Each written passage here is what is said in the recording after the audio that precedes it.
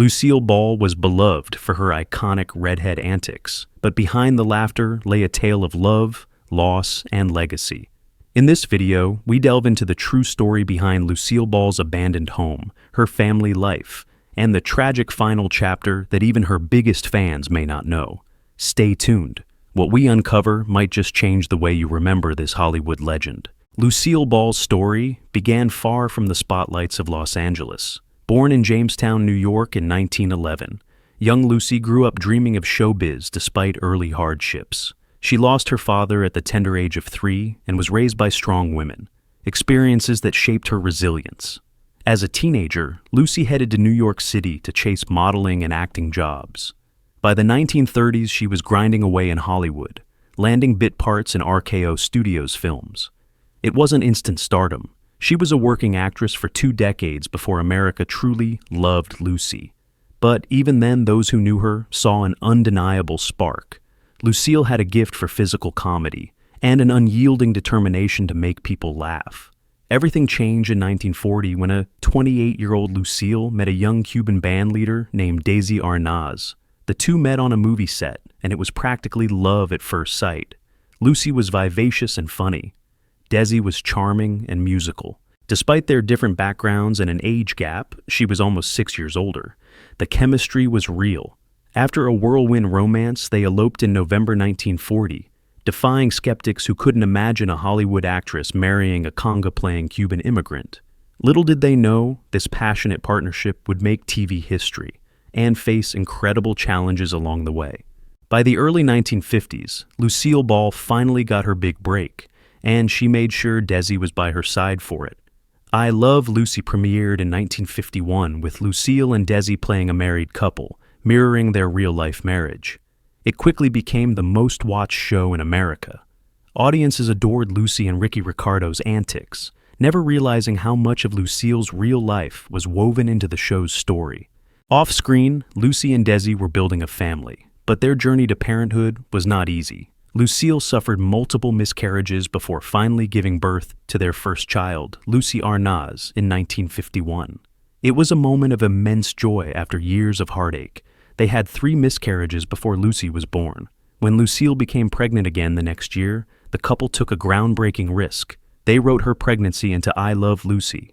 In an era when TV wouldn't even allow the word pregnant, Lucy Ricardo's on-screen expectancy was revolutionary. The payoff was huge. The episode where Lucy's character gives birth aired on January 19, 1953, and 44 million viewers tuned in. More people than watched Eisenhower's inauguration the next day. While in real life, Lucille delivered her son, Desi Arnaz Jr., that very same day. The birth of little Ricky even made the cover of TV Guide, cementing Lucille's status as America's favorite TV mom. At home, however, life wasn't the picture-perfect sitcom that audiences imagined. Lucille and Desi's love was deep, but so were their conflicts. Fame and long work hours put strain on their marriage, and Desi in particular struggled with personal demons. He drank heavily and was often unfaithful, behavior that tabloids hungrily reported, causing Lucy humiliation. The couple fought passionately. Friends described legendary arguments that would send Desi sleeping in the backyard guest house to cool off. Yet, just as passionately, Desi would make grand romantic gestures to win back Lucy's heart. On her 30th birthday, for instance, Desi surprised Lucille by filling their swimming pool with gardenias and serenading her alongside 40 of his musician friends. Imagine looking out your window to see an entire pool covered in fragrant white flowers. That was Desi's way of saying, "I'm sorry," and "I love you," all at once. Their home, nicknamed Desilu Ranch, became known for extravagant parties and lively music, yet also witnessed tears and reconciliations that outsiders never saw. Behind Lucy's iconic smile was a woman juggling the roles of actress, wife, mother, and eventually studio boss. In 1957, at the height of I Love Lucy's success, Lucille and Desi co-founded Desilu Productions. It made them the first couple of TV, but also business partners, which brought more stress. By 1960, after 20 tumultuous years together, Lucille made a painful decision. She filed for divorce from Desi Arnaz. The breakup was headline news. Fans were heartbroken that TV's beloved pair couldn't make it work in real life. Lucille herself later admitted that Desi was a brilliant partner in work and a good father, but that his personal struggles made him a terrible husband. It was a heartbreaking end to a passionate marriage, finalized in 1960. Lucy's story didn't end with divorce. In many ways, she was just getting started on a new chapter. Ever the trailblazer, Lucille bought out Desi's share of Desi Productions after the divorce and took charge of the studio herself. Think about that. In 1962, Lucille Ball became the first woman in Hollywood to run a major TV studio. Under her leadership, Desi produced hits like Mission Impossible and Star Trek, reshaping television history. In 1967, she sold the studio to Gulf Plus Western for $17 million. That's around $160 million in today's dollars, securing her financial future and cementing her status as a savvy businesswoman. On the home front, Lucy found love again. In 1961, she married Gary Morton, a stand-up comic who became her steady companion for the rest of her life. Gary wasn't as famous as Desi, and that was just fine by Lucy. After years of high-voltage drama, she appreciated Gary's easygoing support. She continued to star in successful TV shows, The Lucy Show and Here's Lucy, through the 1960s, often bringing her 2 children to work with her. In fact, Lucy Arnaz and Desi Arnaz Jr. co-starred with their mom on Here's Lucy from 1968 to 1974. Audiences loved seeing Lucy's real kids on screen, and it was a true family affair on set. Despite the divorce, Lucille and Desi remained connected through their children and shared history. They even appeared on TV together one last time in 1976 for a Lucy tribute special, their first joint appearance in 16 years, which moved everyone to see. As the years went on, any bitterness between them faded. They spoke kindly of each other in interviews, both acknowledging that their love had been real, even if it couldn't last. Lucille's kids grew up under the Hollywood spotlight, but Lucy tried to give them as normal a life as possible. She was a doting mother, yet also a strict one when needed. For example, she was openly uneasy with some of her son's dating choices. Desi Jr. famously dated actress Patty Duke, and even Liza Minnelli briefly, which Lucy joked about. But overall, family was Lucille's pride and joy. Having fought so hard to have her children, she remained fiercely protective and supportive of them through adulthood. Through all these ups and downs, one place remained Lucille Ball's sanctuary, her home at 1000 North Roxbury Drive in Beverly Hills. Lucy and Desi had purchased this lovely Beverly Hills mansion in the mid-1950s, and Lucy loved it so much she kept living there long after Desi was gone.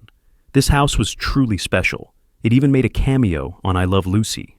In a 1955 episode called The Tour, Lucy and Ethel sneak into a Hollywood backyard, supposedly belonging to Richard Widmark, but in reality they were filming in Lucille's own yard on Roxbury Drive.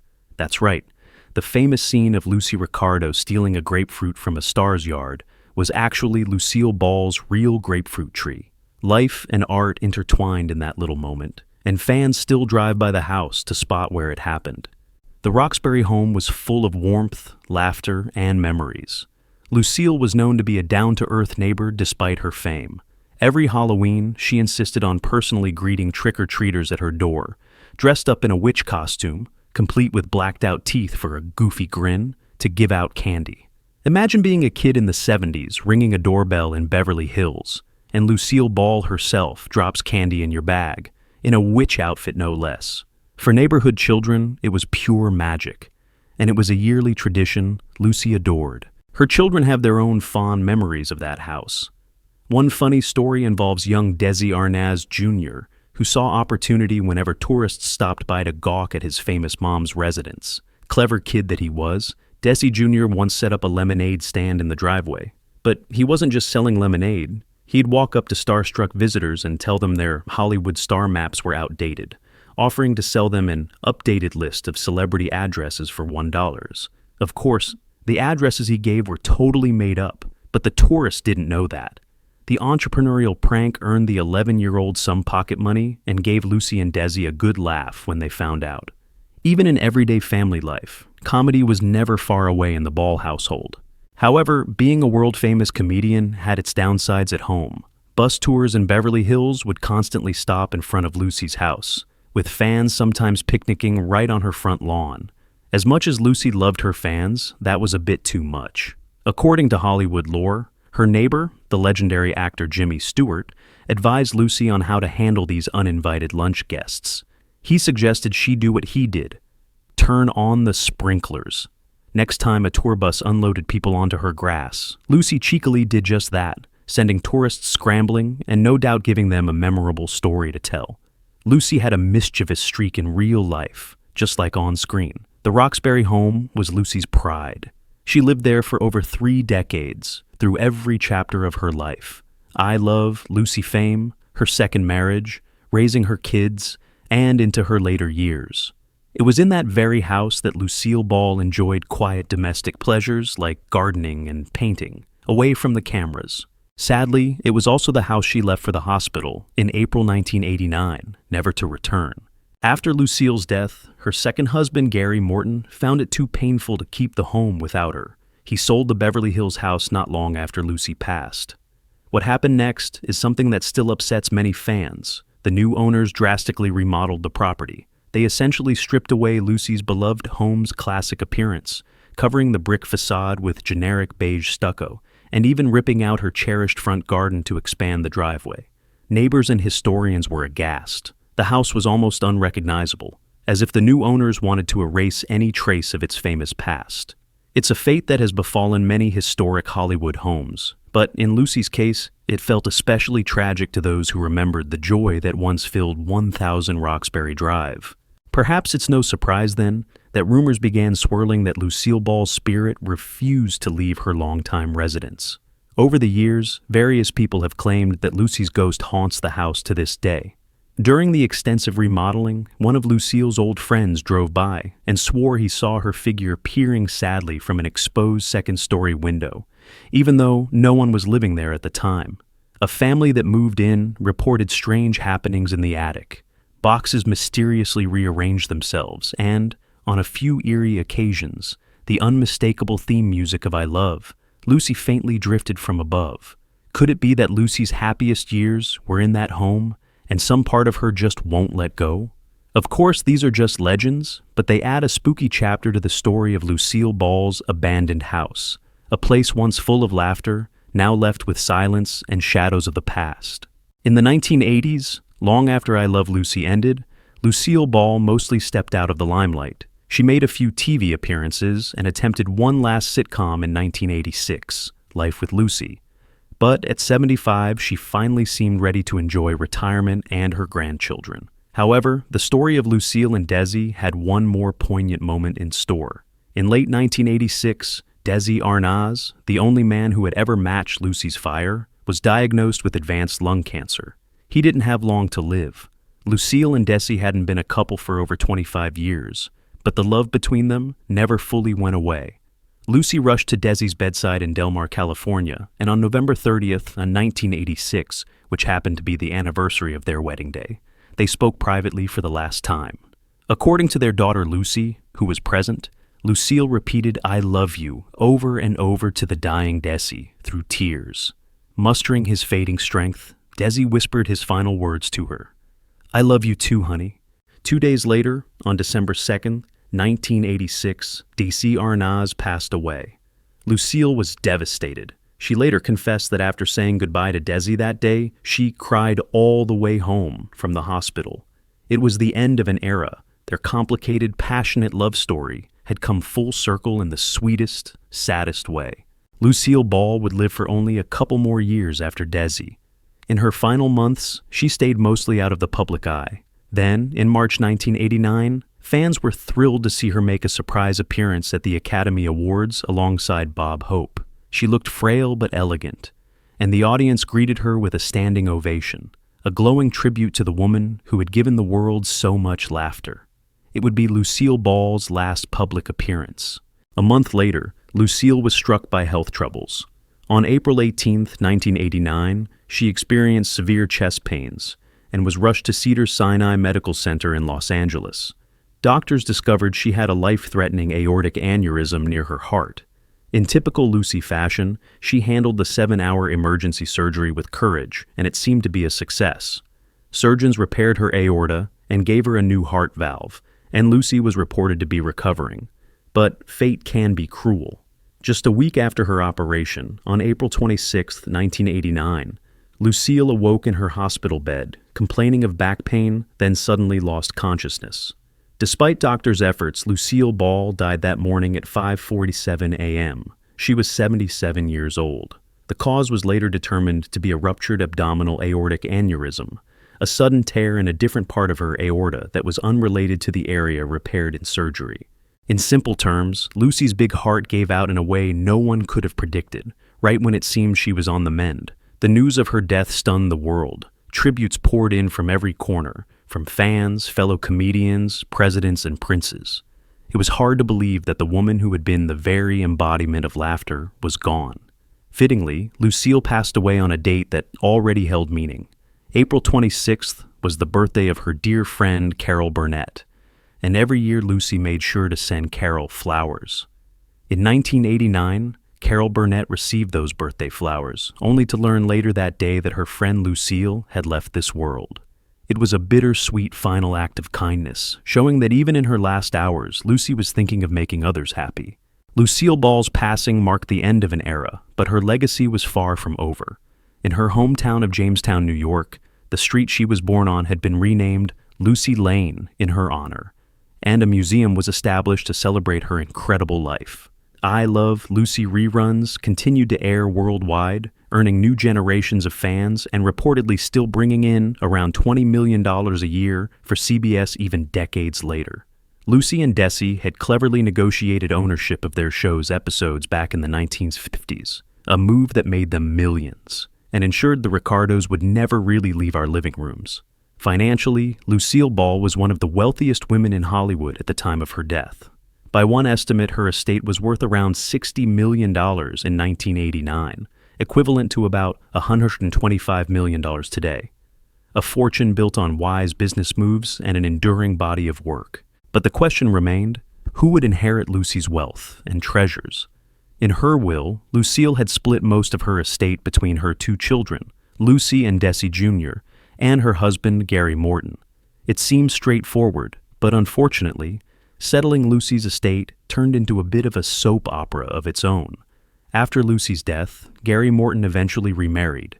His new wife was a pro golfer named Susie McAllister. When Gary passed away in 1999, all the belongings he had inherited from Lucille, including personal jewelry, love letters, awards, the sentimental stuff, went to Susie. That's when the trouble began. In 2010, a full-blown estate feud erupted between Lucille Ball's children and Gary's widow. Susie decided to auction off many of Lucille's personal items, things that obviously held deep emotional value to Lucy, Arnaz, and Desi Jr. Imagine how they felt. Priceless mementos of their mother, up for sale to the highest bidder. Lucy Arnaz was horrified and moved to stop the auctions, but Susie was determined. It turned into what one report called an all-out estate war between Lucy's kids and the second wife. The conflict got heated enough to land in court. Lucy Arnaz sought an injunction to halt the sale of her mom's memorabilia, and a judge actually put a temporary restraining order on Susie McAllister's planned auction. After some legal wrangling, there was a settlement of sorts. Susie agreed to hand back some of Lucille's most precious awards to the children. Notably, Lucy's Lifetime Achievement Awards from various organizations were returned to Lucy, who said she would donate them to a museum instead of keeping them hidden or sold. That was a small victory for the family. But many other items still hit the auction block. Heartbreakingly, some pieces went for surprisingly little. One of Lucille's own pearl necklaces, possibly a piece of costume jewelry she wore, ended up featured on the TV show Pawn Stars, where it sold for just $325 after haggling. To think, an icon's necklace selling in a pawn shop segment, it was a poignant reminder that once an item leaves the family's hands, its true value can be lost. In the end, Lucille's children got to keep some of her legacy intact, and they continue to honor her memory. Lucy Arnaz has been very active in preserving her parents' story. She even produced a documentary in which she revealed how her mom and dad's last words to each other were, "I love you." Both Lucy and Desi Jr. went on to have their own careers in entertainment, singing, acting, producing, carrying the show business torch lit by Lucy and Desi so many years ago. As for Lucille's famous Beverly Hills house, the exterior may have changed beyond recognition, but fans still drive by, knowing it as the house where Lucy lived. Some say on quiet nights you can almost hear faint laughter, or even the notes of the I Love Lucy theme song if you listen closely. But that, of course, might just be the power of imagination. What's certainly real is Lucille Ball's enduring impact on television and comedy. She received countless honors, both in life and posthumously, from the Presidential Medal of Freedom to having not one but 2 stars on the Hollywood Walk of Fame. Time magazine even named her one of the 100 most important people of the 20th century. Not bad for a feisty girl from Jamestown who once got kicked out of drama school. Yes, that happened. An early acting teacher told her she had no future as a performer. How wrong they were. In her 77 years, Lucille Ball lived a life that was anything but dull. She blazed trails for women in entertainment, made millions laugh around the world, broke barriers by starring in TV's first interracial marriage, and proved that a determined woman could run a studio as well as any man. But perhaps the most touching part of her legacy is how human her story is. Behind the zany facial expressions and impeccable comic timing was a woman who dealt with infertility, navigated a difficult marriage, protected her children, and never lost her capacity to love deeply. Lucille's best friend and former co-star Vivian Vance once said that Lucy's greatest gift was that she could do everything.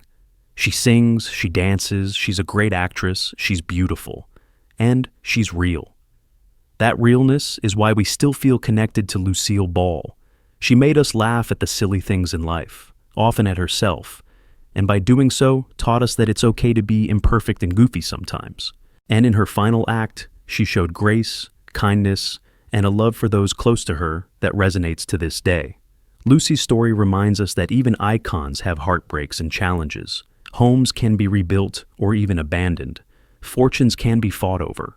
But the love she shared with her family and with all of us through our TV screens, that is built to last. As long as we can cue up a classic episode of I Love Lucy and still burst into laughter, a piece of Lucille Ball lives on. Thank you for joining us in uncovering the real Lucille Ball, the star, the wife, the mother, the legend. Don't touch that dial, because Lucille's legacy of laughter is just one of many incredible Hollywood stories we're sharing. Stay tuned for our next video. You won't want to miss what's coming up next.